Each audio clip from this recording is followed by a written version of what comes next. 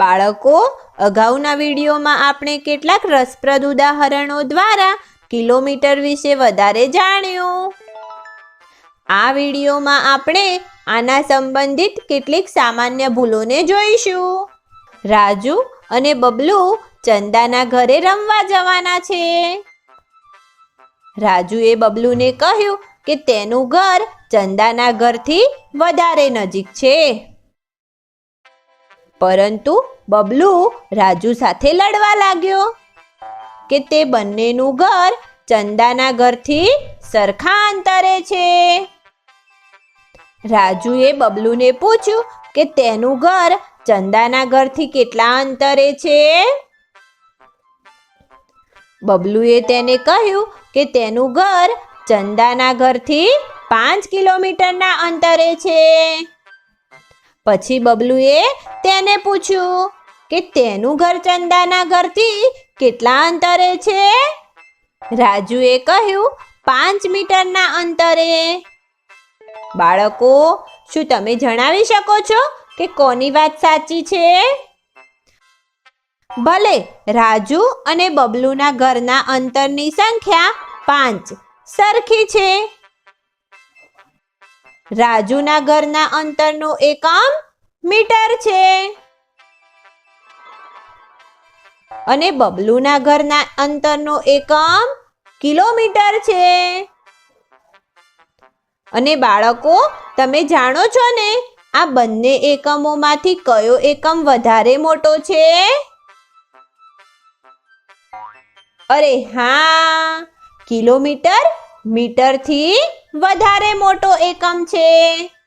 કારણ કે 1 kilometre 1000 metre બરાબર છે.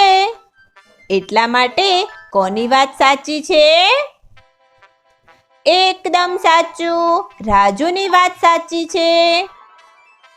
તેનું ઘર ચંદાના ઘરથી વધારે નજીક છે. બાળકો, યાદ રાખો, જ્યારે પણ આપણે અંતર અને લંબાઈઓની સરખામણી કરવી હોય ત્યારે આપણે ફક્ત તેમની સંખ્યાઓની નહીં, પરંતુ તેમના એકમોને પણ જોઈને સરખામણી કરવી જોઈએ. હવે બબલુએ રાજુને કહ્યું, ભલે તેનું ઘર ચંદાના ઘરથી વધારે દૂર છે, પરંતુ તેનું ઘર ગોલુના ઘરથી તો વધારે નજીક જરૂર છે. તેનું ઘર ગોલુના ઘરથી 2 કિલોમીટર દૂર છે અને રાજુનું ઘર ગોલુના ઘરથી 50 મીટર દૂર છે અને 2 50 થી ઓછા છે. એટલે તેનું ઘર ગોલુના ઘરથી વધારે નજીક છે. બાળકો, તમને શું લાગે છે? શું બબલુની વાત આ વખતે સાચી છે?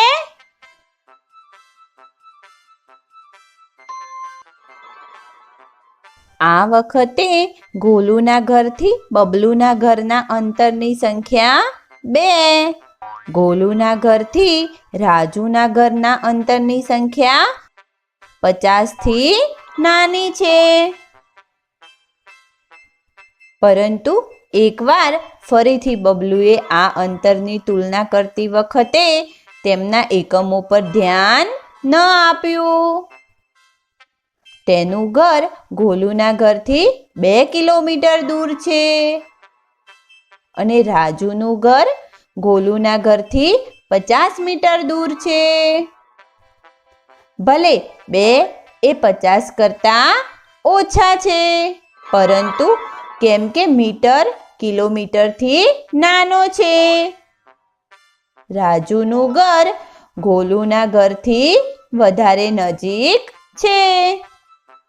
બબલુ છેવટે રાજુની વાત સમજી ગયો અને તે બંને ચંદાના ઘરે રમવા જતા રહ્યા. બાળકો, આ વિડીયોમાં આપણે અંતરને કિલોમીટરમાં માપવા સંબંધિત થોડીક સામાન્ય ભૂલો જોઈ.